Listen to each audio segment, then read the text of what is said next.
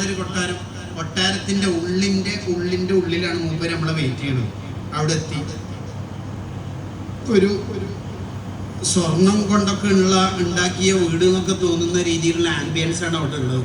അവിടെ നമ്മൾ പോയിട്ട് ഒരു സ്ഥലത്ത് ഇരുന്ന് രാജാവ് നമ്മളെ കാണാൻ വേണ്ടിയിട്ട് ഇങ്ങോട്ടേക്ക് വരാനിരിക്കുമ്പോണ്ട് ഒരാൾ നമ്മളെ തോണ്ടു.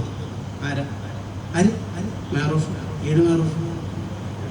ഈ 4ാം ക്ലാസ്സിൽ അമ്മ ഒന്നിച്ച് പഠിച്ച് ഏത് ജിഎം സ്കൂളിലെ നീ എന്തുണ്ടോ നീ ഇവിടെ വരുന്ന പറഞ്ഞിട്ട് ഇപ്പം എന്തിനാ നീ രാജാവ് എന്തൊരു സംഭവം?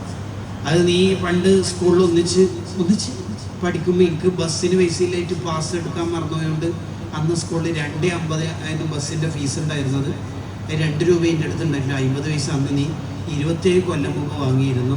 1998 ആ 50 പൈസ കൊണ്ടാ അല്ലേ? ഉറപ്പല്ലേ? ഇപ്പുറത്ത് വേറൊരാളുണ്ട് തോന്നുന്നത്. അന്ന് നീ ഉപ്പിലിട്ട കൈതച്ചക്ക വാങ്ങിയപ്പോൾ 25 പൈസ ഉണ്ടായിട്ടുള്ളൂ ഇന്ത്യയിൽ. 25 പൈസ ഞാൻ കടന്ന് അപ്പോൾ ഉണ്ടാകും. എങ്ങനെ ഉണ്ടാവും? ഇതേപോലെ ഇബനാത്താവ് തങ്ങൾ പറയാം, അല്ല എന്ന റബ്ബുല്ലാലമീനായ ലോകരാജാവിൻ്റെ മുമ്പിൽ അമ്മ നിൽക്കുമ്പോൾ ഭാര്യൻ്റെ ഉമ്മ നമ്മളെ തോണ്ടിയിട്ട് പറയാം, എല്ലോ അറിഞ്ഞിട്ടാ എന്നാ ഗീബത്ത് പറഞ്ഞല്ല അറിഞ്ഞിന്. ഹത്തീവ് അറിയാം, നിങ്ങളെ ഫിറ്റിനുണ്ടാക്കിയിട്ടല്ലേ ഞാൻ റമദാനിൽ ഒഴിവാണ്ടി വന്ന എങ്ങനെ ചിരി വരുന്നില്ല? നല്ല രസമല്ലേ ചിരിക്കുന്നത്? നാണക്കെടുത്തത് അതാണ് ബുഖാരി ഇമാം റഹിമഹുള്ള പറഞ്ഞത്, മഗ്തബത്തു അഹദൻ മുൻദു അലിംതു അന്നൽ ഗീബത ഹറാം. ഗീബത്ത് ഹറാമാണെന്ന് അറിഞ്ഞതിന് ശേഷം ഞാൻ എൻ്റെ ജീവിതത്തിൽ ഒരു മനുഷ്യനെ പോലും ഗീബത്ത് പറഞ്ഞിട്ടില്ല. സയ്യിദുന ഇമാമുൽ ബുഖാരി. അതാണ് മുത്തഖീൻ.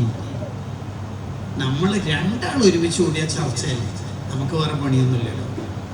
പലർക്കും കോൺഫിഡൻസ് കുറച്ച് കൂടുതലാണ്.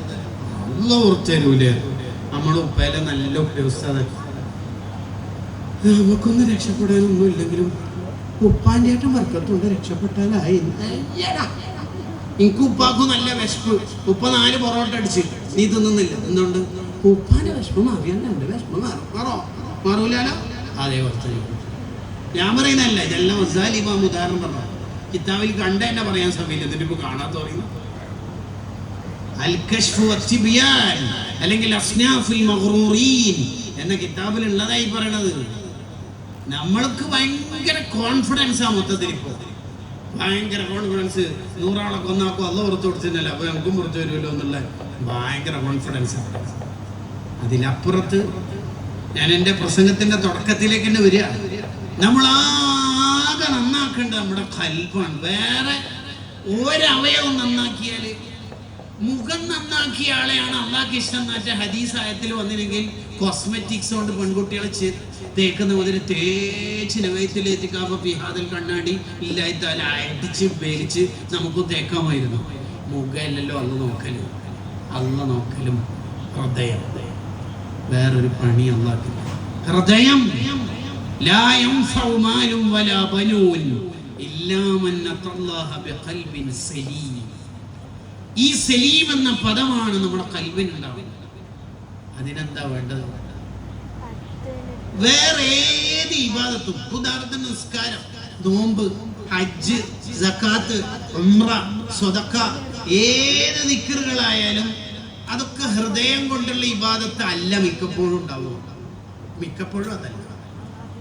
മനുഷ്യന്മാര് ചെയ്യുന്ന ഇബാദത്തിൽ ഏറ്റവും കൂടുതൽ കൂലിയുള്ള ഇബാദത്ത് ഏതാ?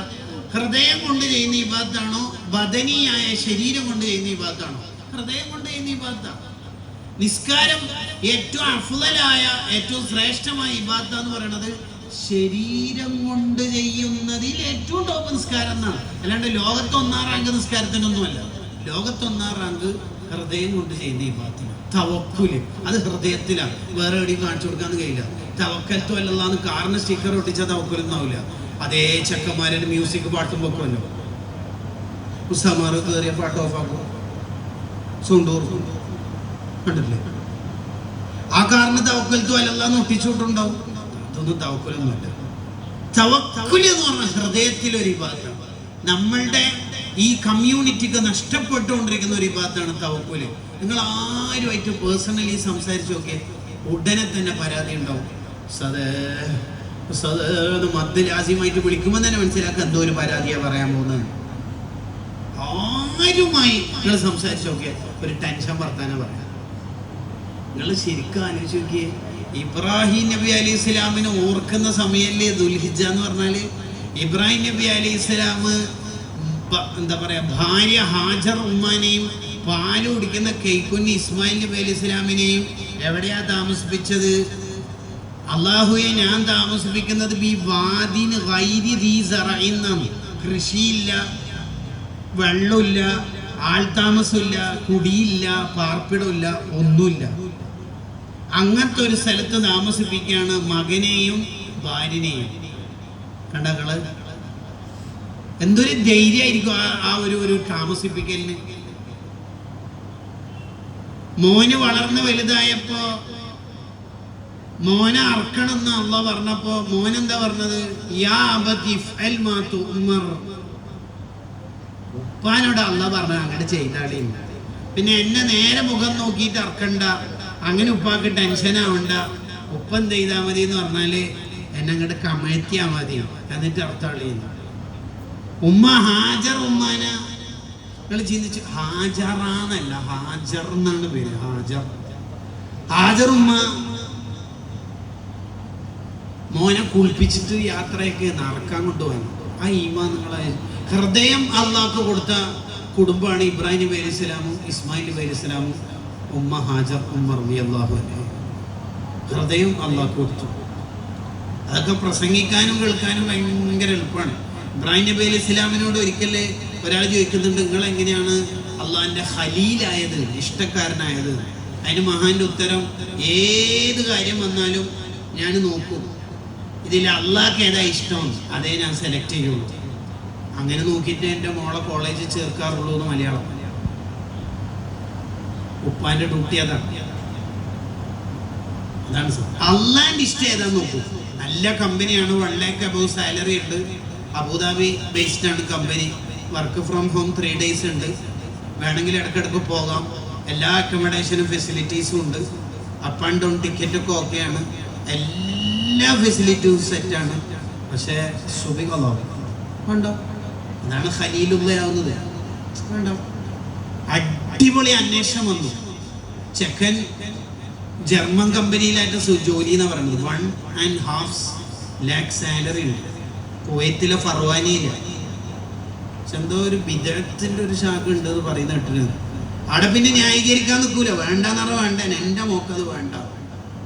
അത് ചിലപ്പോൾ നമ്മളെ ഫാമിലി നമ്മളോട് പറയും, എന്താണ് അങ്ങനെ വലിയ വിധത്തൊന്നുമില്ലോ, കൂത്തുവിയത്തായിട്ട് എന്തെന്ന് ഖലീലൊക്കെ ആവാനൊക്കെ കുറച്ച് പണിയുണ്ട്. എങ്ങനെ വരെ പണിയുണ്ട്. അള്ളാന്റെ അടുത്ത് നിൽക്കുക, ആ ബ്രേക്ക് ചവിട്ടാൻ കുറച്ച് പണിയുണ്ട്. ആടെ ന്യായീകരിക്കാൻ നിൽക്കൂല, ന്യായീകരിക്കണം. അതാണ് ഈ തവക്കുൽ എന്ന് പറയുന്നത്. അള്ളാഹുവിനെ അംഗീകരിപ്പിക്കുക, ടെൻഷനൊന്നുമില്ല. ഇബ്രാഹിം നബി അലൈഹി സ്വലാം പറഞ്ഞല്ലോ, എനിക്ക് അള്ളാഹു ഏറ്റെടുത്ത കാര്യത്തിൽ ഞാൻ പിന്നെ ടെൻഷൻ എടുക്കില്ല. ശരിക്കും അവൻ ടെൻഷൻ അടിച്ചിട്ട് പ്രത്യേകിച്ച് കാര്യമൊന്നുമില്ല. പിന്നെ എന്നോട് ഇപ്പോൾ എടുത്ത് സംഘാടകർ പറഞ്ഞെന്ന് വിചാരിക്കാൻ, ഞാൻ തളിപ്പറമ്പെന്ന് പുറപ്പെടുമ്പോൾ സൈഡെത്തി ജസ്റ്റ് തളിപ്പറമ്പെന്ന് ലെഫ്റ്റ് വിട്ടു. 7:30 പ്രഭാഷണം തുടങ്ങുന്നത്. ഞാൻ എവിടെയോ ബ്ലോക്കിൽ പെട്ടു. ഇങ്ങോട്ടേക്ക് വരുമ്പോൾ അനാവശ്യമായിട്ട് ടെൻഷൻ അടിച്ചു ഒരു കാര്യമില്ല. ഇവിടെ എത്തുമ്പോൾ സംഘാടകർ പറയുന്നുണ്ടാവും, ഇശാഖ് എനിക്ക് ആളുണ്ടാവുള്ളൂ, വെറുതെ എന്തിനാ ടെൻഷൻ അടിച്ചത്? ഒരു കാര്യമില്ല. ടെൻഷൻ എന്ന് പറയുന്ന സാധനം നമ്മളെ മനസ്സിൽ നിന്ന് ഒഴിവാക്കണം. അത് ഒഴിവാക്കി നോക്കി, നമുക്ക് ജീവിതത്തിൽ ടെൻഷനേ പാടില്ല. പക്ഷികളെ കാണുന്നില്ലേ എന്നാ ഹദീസ് ചോദിക്കണത്. വയറൊട്ടിയ നിലയിൽ പക്ഷികൾ പറക്കുക രാവിലെ. ഈ പക്ഷികൾ നിങ്ങൾ സുബീസ്കാരങ്ങിട്ട് നോക്കി നോക്കി, വെറുതെ കോലായി ഇരുന്നിട്ട് പക്ഷികൾ പറക്കുന്നുണ്ടാവുകയൊക്കെ ഫ്ലിപ്കാർട്ടിൽ നിന്ന് ഓർഡർ ചെയ്തിട്ടാണ് പോകുന്നത്. അതെ, സീറ്റ് നമ്പർ 8. അതെ, അൽഫാമും മയോണീസ് എടുത്തില്ലേ, സാലഡും വേണേ, ഓക്കെ ഓക്കെ ഓക്കെ, ആ തൂമ്പ് എടുത്തോളൂ, കുബൂസ് ഉണ്ടായിക്കൊണ്ട് പൊറോട്ട പറഞ്ഞല്ലോ, ആ വെള്ള പെയിന്റ് അടിച്ച 4ാമത്തെ വീട്, യെസ്, അങ്ങനെ പോകും പക്ഷികൾ. ഒരു ടെൻഷനില്ലല്ലോ. ഒരു മാന്റെ വേക്കിൽ ഒരു സിംഹം ഓടി വിചാരിച്ചോ, സിംഹത്തിന് മാനിനെ കിട്ടിയില്ല, തിരിച്ചു വരുമ്പോൾ ആത്മഹത്യ ചെയ്യോ? ബയോളജിക്ക് A+ ഇല്ലാത്തതുകൊണ്ട് അതല്ല പൊട്ടന്മാരെ പരിപാടിയാണ്. ഈ അടുത്ത് അർജന്റീനയും നൈജീരിയയും ഫുട്ബോൾ കളി കണ്ടുകൊണ്ടിരിക്കുന്ന ഒരു MBA കാരൻ അർജന്റീനക്കെതിരെ നൈജീരിയ ഗോൾ ഇട്ടപ്പോൾ ആത്മഹത്യ ചെയ്തു. ആ കളിയിൽ തന്നെ അർജന്റീന 2 ഗോൾ ഇട്ടിട്ട് ജയിക്കുന്നുണ്ട്. തലക്ക് തലച്ചോറും നെയ്ച്ചോറൊന്നും ഇല്ലെങ്കിലും വെറും ചോറെങ്കിലും മിനിമം ഉണ്ടാവണം നമുക്ക് തലക്ക്. ഇനി ഒരു വേൾഡ് കപ്പ് വരുന്നുണ്ട് കേട്ടോ. നമ്മളെ ഈ ടെൻഷൻ എന്ന് പറയുന്ന സാധനം നമ്മളെ മനസ്സിൽ ഫുൾ ഡിലീറ്റ് ചെയ്യണം.